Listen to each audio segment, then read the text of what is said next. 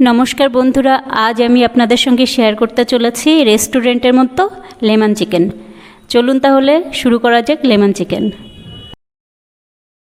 Lemon chicken बानानोर जोन्नो आमी बड़ो बड़ो करे 1 किलो चिकेन निये नियेछि। एबार एई चिकेनगुलो आमी खूब भालो करे धुए एर मध्य किछुटा लेबुर रस और किछुटा लवण दिए आमी 10-15 मिनिटेर जोन्नो एई चिकेनटाके खूब भालो करे मेखे ढेके रेखे देब।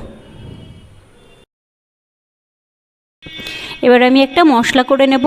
आमी किछुटा आदा और किछुटा रसुनेर कोया और कयेकटा काँचा लंका एकसंगे पेस्ट करे नेब।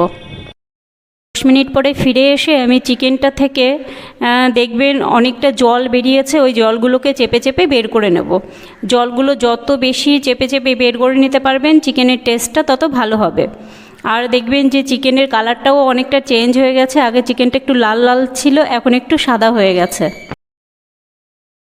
আমি একটা পাত্র নিয়ে নিয়েছি। ওই পাত্রের মধ্যে আমি 100 গ্রাম টক দই নিয়ে নিয়েছি। দইটাকে আমি খুব ভালো করে ফেটিয়ে নিয়েছি। ওই দইয়ের মধ্যে আমি যে মশলাটা করে রেখেছিলাম সেই মশলাটা দিয়ে আমি খুব ভালো করে মিশিয়ে নেব। মশলাগুলো খুব ভালো করে মেশানো হয়ে গেলে আমি এর মধ্যে চিকেনগুলো দিয়ে দেব। চিকেনগুলো দিয়ে আমি খুব ভালো করে মেখে নেব। খুব ভালো করে মেখে আমি চিকেনগুলোকে 10 থেকে 15 মিনিটের জন্য ম্যারিনেশন করে রেখে দেব।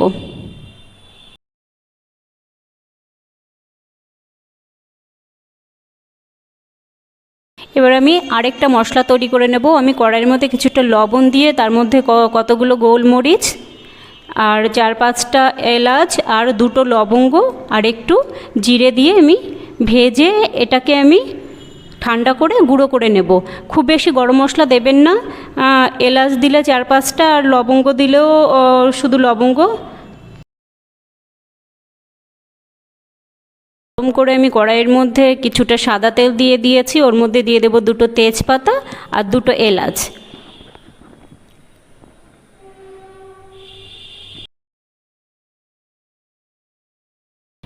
এবার আমি কড়াইয়ের মধ্যে ম্যারিনেট করা চিকেনটা দিয়ে দেব। চিকেনটা দিয়ে আমি খুব ভালো করে কষিয়ে নেব। যতক্ষণ না মশলাটা খুব ভালো করে কষে যাচ্ছে, মশলাটা থেকে তেল না বেরোচ্ছে, ততক্ষণ আমি চিকেনটা ঢাকবো না। আমি খোলা অবস্থায় চিকেনটাকে আস্তে আস্তে কষাতে থাকবো।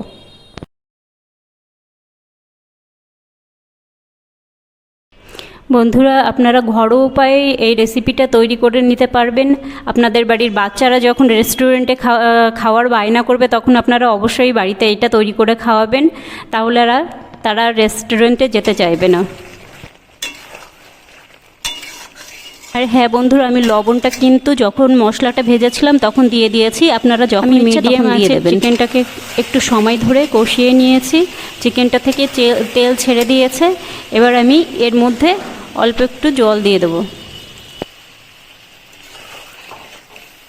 জলটা দেওয়ার পর এবার আমি চিকেনটাকে ঢেকে দেব। ঢেকে দিয়ে আমি আরও 10-15 মিনিট ধরে রান্না করে নেব।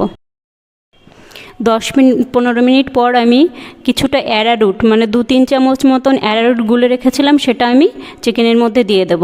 আর দিয়ে দেব একটা গন্ধরাজ লেবুর খোসা। আপনারা গন্ধরাজ লেবু থাকলে গন্ধরাজ লেবু বা পাতি লেবু থাকে যে কোনো লেবুই দিন না কেন, আপনারা শুধু উপরের সবুজ অংশটাই দেবেন, ভেতরে সাদা অংশটা দেবেন না। আর দিয়ে দেব কিছুটা লেবুর রস।